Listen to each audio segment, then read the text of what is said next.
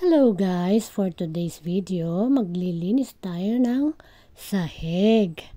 Kasi napakarami na pong balahibo. Balahibo ng mga doggies namin. Ayan. At mga buhok na rin namin na nahulog dyan. By the way, meron po kaming vacuum naman. Kanya lang. Parang mas prefer ko yung gamitin ay basahan at sabon. Basahan na may tubig at sabon. Kasi parang tingin ko yun talaga ang way para wala kang ma-miss out na mga balahibo sa sahig. Yes, kasi pag vacuum parang ang dami rin naiiwan eh. Although malaking tulong siya, pero mas malinis yung yung basahan na nilublob sa sabon at tubig.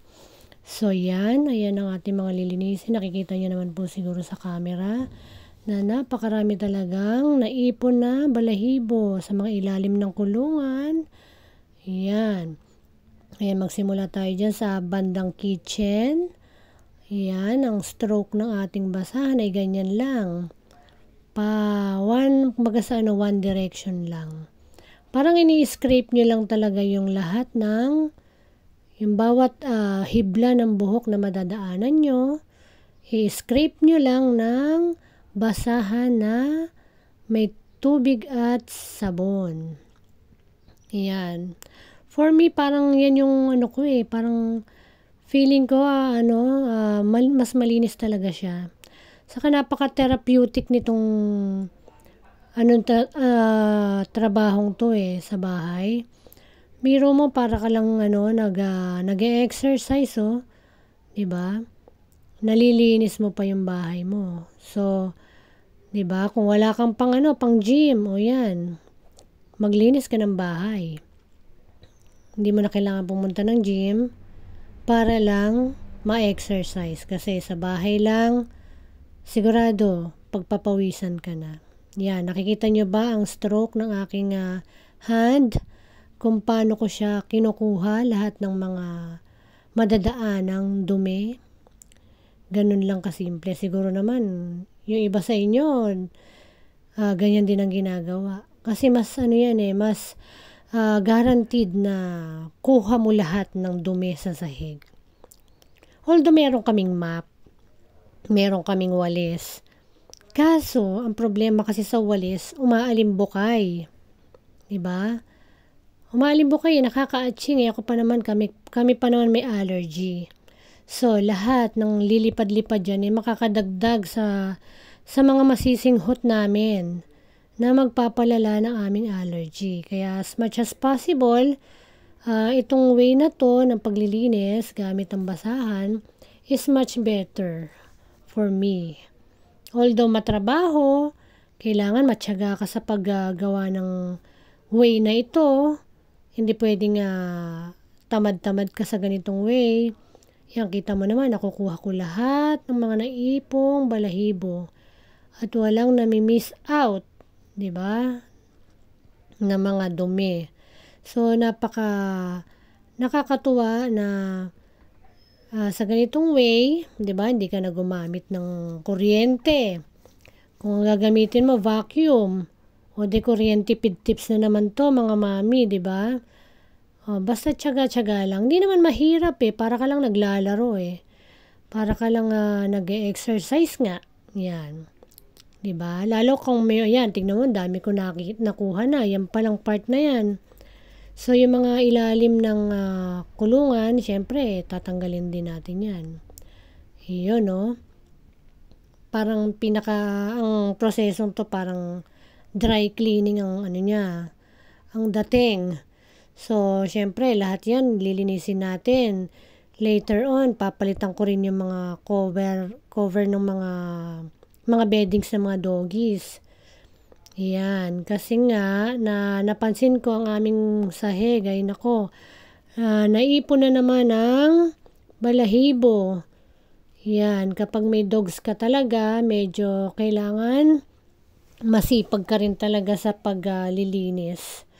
Lalo na kung nag-decide ka na sa loob sila ng bahay mo na pai-stayin medyo talagang kailangan masipag ka sa paglilinis ng sahig.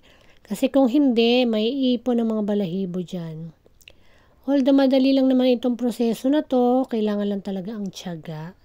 At saka syempre, ang oras, you really need to make time for this. That's why kailangan mapaglaanan talaga ng oras para lahat talaga ng part ng bahay ay malinis mo. Yan, tingnan mo, kitang-kita, di ba? O, pagdating naman sa map, syempre meron din nami-miss out parang paano-ano lang pakalat-kalat lang din yung balahibo Hindi katulad ng ganito, talagang kuha mo silang lahat. So, ang ginagawa ko after nyan, minamap ko pa rin yan. Parang, dinidisinfect ko na lang. So, ito yung ating extra. Natutulog po siya.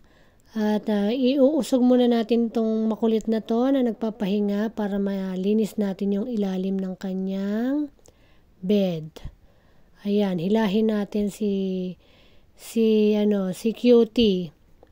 Si Daga, tawag ko dyan Daga kasi ang liit Yan, yung kanyang ilalim niyan, may mga balahibo rin yan.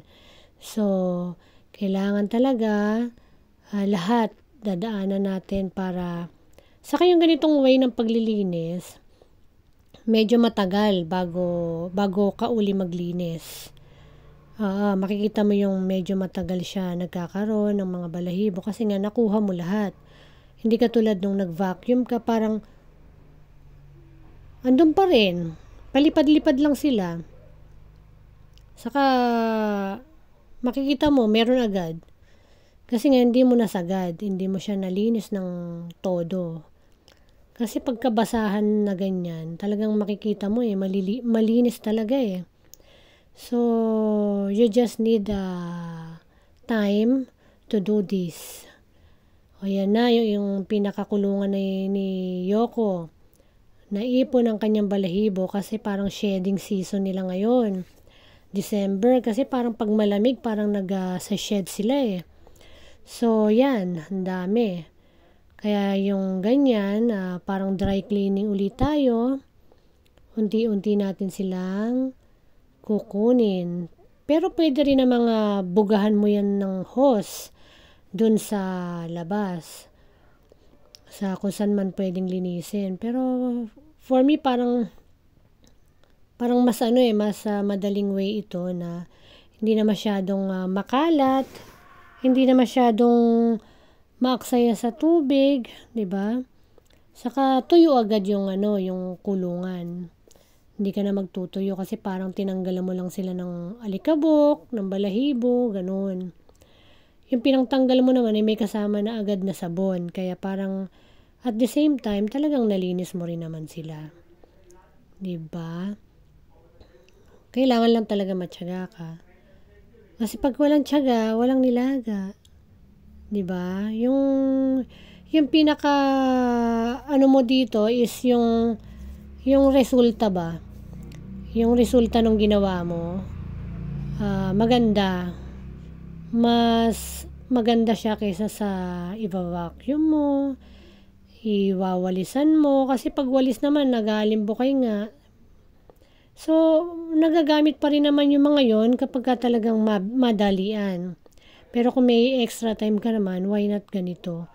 Diba? Para ka lang naman nag-e-exercise. Yan, meron ka dapat nakahandang basurahan para dyan mo kahit papaano ilalaglag yung mga balahibo. Bago mo siya i-wash dun sa lababo. Ipapagpag mo dyan yung mga balahibong na excuse me, na scrape mo dun sa floor. Lahat ng mga nakuha mong balahibo dun sa sahig. Yan, ipagpag mo dyan para pagdating sa lababo, hindi naman masyadong maraming mahulog doon. Sabagay, may strainer din naman doon. Ang importante, natanggal mo na muna. Konti na lang yung babara sa strainer, di ba? Excuse me. Yan, and then sasabunin mo, syempre, para malinis. Sa panibagong gamit mo ready to go na uli ang iyong basahan. 'Di ba? Yan, sasabunin mo ng isang beses, tapos babanlawan. Babanlawan mo ng ganyan. After mo mabanlawan, sasabunin mo uli. Para ready na siya for the next use. Diba? Maglalampaso pa uli tayo, kaya kailangan pa natin uli siyang linisin. Yan. Lagyan lang natin sabon para pagka pinahid natin doon sa ating pupunasan, ready na siya agad, makalinis. Diba? Yung pag-slide niya sa mga pupunasan natin ay talagang smooth kasi may kasama na siyang sabon at tubig. So, halika na. Dito na tayo sa, ito yung bed ni Snow. At si Snow ay nagshe-shed din. Sobrang lala ng kanyang shedding. Sa bagay kasi ang huling balahibo ko dito, ay ang huling linis ko, medyo na yata, after a month na yata eh. Kasi nga, marami rin tayong ginagawa sa bahay, di ba? Kaya sometimes nane-neglect natin yung mga ganitong trabaho. Maalala na lang natin kapag nakikita na natin na, uy, may nagliliparan ng balahibo, yan. Kaya yan, dumating na tayo sa pagkakataong ganun, kaya medyo na-alarma na tayo, tsaka natin naalala ngayon na kailangan na maglinis. Diba? Minsanan lang, pero ang resulta naman ay pangmatagalan. Minsanan mo siyang gagawin na mahirap, pero masarap. Pero ang benefits naman nun ay medyo pangmatagalan. Let's say, after a week, ka uli maglinis. Diba, yung mga ganun. Minsan kasi pagka natanggal mo na lahat ng mga balahibo, talaga namang medyo matagal na uli magkaroon eh. Kasi the more na naiipon sila, parang kaya dumadami, di ba? Eh kung wala lang tayong ginagawa sa araw-araw, bakit hindi tayo maglinis, di ba? Pwede rin naman. Kasi minsan sa dami ng ginagawa, talagang makakalimutan natin. Yun, kapag may extra time tayo, syempre, bibigyan talaga natin ng time yung mga ganitong bagay. Lalo kung meron kayong mga family member na may hika. Tulad ko, may allergy ako. Yung anak ko si Gwen, ang lala na naman ng allergy. Kasi weather ngayon, iba na naman. Lamig, init. Yan ang mga kalaban namin. Mga allergens na humahalo sa hangin. Katulad nito, mga balahibo, mga alikabok. Yan mga kalaban namin. Kaya, mapakita ko lang pala ang pader namin. Yan, no? Yan ang mga sign na meron kayong dogs. Kasi, ginangat-ngat nila. Lalo nung sila yung mga puppies pa lang. Pag naboboard sila, yan, ganyan sila. Kaya mapapansin mo ang mga pader na mga may mga dogs, ganyan. So, hindi mo na rin naman maipagawa kasi nga, ngangat-ngatin din nila. O, yan. Kaya, pagka ganyan ang pader mo, sigurado, meron kang alagang doggies. So, nalinis na natin kanina yan. Parang binabalikan lang natin uli. Para, talagang mas masiguro natin na malinis ang ating sahig. Parang, pangalawang pasada na yan, kumbaga. Diba? Pagka naman nakita mo na ang resulta ng pagod mo ay ang saya sa pakiramdam. Lalo kung alam mo na ang magbe-benefit yung anak mo at ikaw na may hika, yan. Talaga namang gaganahan kang gawin ang mga ganitong bagay. Siyempre, wala namang ibang gagawa kundi tayo din, lalo kung wala po kayong katulong sa bahay. Kayo lang din po talaga ang gagawa niyan. So, kailangan natin paglaanan ng panahon. Although marami tayong iba pang gawaing bahay. Tayo lahat, kaya we need to have a very good time management. Yan, ayan ang ilalim ng ating yung sa telepono. Ilagyan na ating telepono. Ayan. Medyo nalinis ko na rin yan kanina. Parang binabalikan ko na lang para siguradong nakuha natin lahat ang ating mga gustong kunin. Sa paglilinis naman ng bahay, kailangan talaga, di ba, kondisyon yung body mo. Kailangan nandun yung mood mo na sinisipag ka. Kasi minsan pagka pinilit mo yung sarili mo na gawin ng isang bagay, halimbawa tinatamad ka, hindi rin magiging maganda ang resulta. Kaya naman, ibigyan mo rin ng time ang sarili mo na i-kondisyon para sa isang matinding trabaho na katulad nito. Of course, part ng ng self mo na kailangan kung gagawin mo ang isang bagay, masaya ka. In the mood ka. Diba? Of course, you are well rested. So, yung mga bagay na gusto mong gawin, magagawa mo kapag ikaw ay talagang in good condition. Diba? You're in the mood, kumbaga. Kaya malaking bagay kapag ikaw ay naglilinis, talagang you are willing to do the work. Diba? Yan. Ano lang naman yan, kumbaga sa para ka lang naglalaro niyan eh. Diba? Yan o. Para ka lang, yun na nga, basta lagi lang isipin, lahat naman ang ginagawa natin ay para sa family. Sila lang naman ang magbe-benefit niyan. Kaya we should do that as often as we could. Diba? But in times na we feel really tired, huwag natin pilitin na sarili natin. Let's do this sa mga times na talagang we are willing to do. Diba? Para maging maganda ang resulta ng ating gagawing mga work sa bahay. Yan yung aming salas yan salas/dining. Bali maliit ang aming bahay, kaya yung isang area is all-purpose na po yan. Pwedeng salas, pwedeng dining. Yan. Yan, nagpapapansin si Snow. Yan, si Snow po yan. Yan, pag ganyan lang po ang ating paglilinis. Diba? Peace. Diba, kitang-kita naman na ganadong-ganado tayo sa paglilinis. Lalo kung maipapakita natin sa ating mga viewers. Diba, makakapagbigay tayo ng lesson sa kanila on how to clean the floor. Snow, say hi. Kitang-kita ka na sa buong mundo. At ito naman po ang aming pinakamaliit na daga, aso. Siya po si Yoko.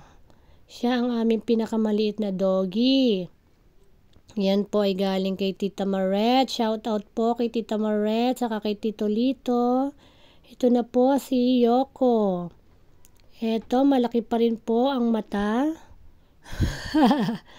At maliit pa rin, na parang daga. Ayan. Ang aming dog na sobrang aggressive nung una. Pero ngayon, slight na lang. Kapag nag-hit na lang siya, aggressive. Yan, kukulitin lang muna natin itong daga na to. Yan, kulitan time. Pampatanggal pagod, pampatanggal stress. Halika. Kulitin natin itong bulinggit na to.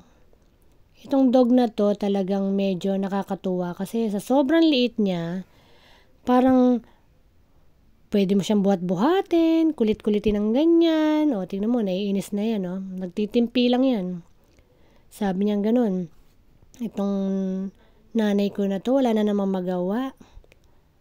Pinaglalaroan na naman ako, ginagawa na naman akong toy. Ayan mamassage natin siya ganyan. Kulit-kulitin natin yan hanggang sa mapikon.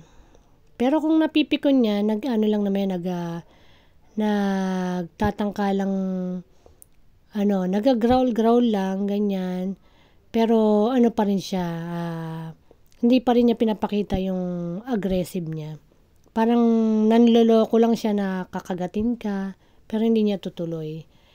Kung ano man niya, kung tangkain ka man niyang ikagatin, hindi niya dinidiin. Yan, katulad niya, no? Naiinis na yan eh. Pero nagpipigil. Sabi, sige na. Sige, mami. Diyan ka masaya eh. Sige. Pampatanggal stress, mami. Go. I'm willing na mapaglaruan mo. Yan, ganyan lang. Himas-himasin mo siya. Saka ito yung pinakamadaling buhatin eh, kasi liit eh. Ang cute, as in parang toy siya talaga. Pagka nakita mo siya, nakita mo yan sa umaga, laki ng mata niyan. Tapos sobrang kulit. Yan, nakakatuwa. Yan yung mga happy pills namin. Kapag kami pagod, kami ay nalulungkot, yan ang mga nagpapasaya sa amin, mga dogs namin. Yan kulit kulit. Di ba? Hindi yan naiinis. Up, down. Up, down. Haba ng tenga. Laki ng tenga. Tayong-tayo. Yan ang aming mga angels na walang pakpak pero merong buntot. Yan ang mga bigay ng Diyos para tayo ay pasayahin. Sila talaga ang ginagamit ng God para tayo ay maging masaya. Diba? Pangtanggal stress yan. Mga bebe namin na yan. Ako, nakakatuwa. Kaya yung mga dog owner, alam na alam nila yan. Alam na alam nila na pagka may dog talagang loyal companion, sobrang saya to be with. Yan. Ayan na nga po ang ating huling lilinisin, mga mahal kong manonood. Malapit na po matapos ang ating video. Sana po may natutunan kayo sa ating paglilinis. Maglinis na din po kayo mga mami. O baka naman meron kayong mga katulong. At least ituro nyo tong way na to para naman meron din kayong i-apply sa inyong mga sahig. Yan. Hanggang dito na lang po mga mahal kong manonood. See you on the next vlog. Thank you for watching. God bless us all. Bye-bye.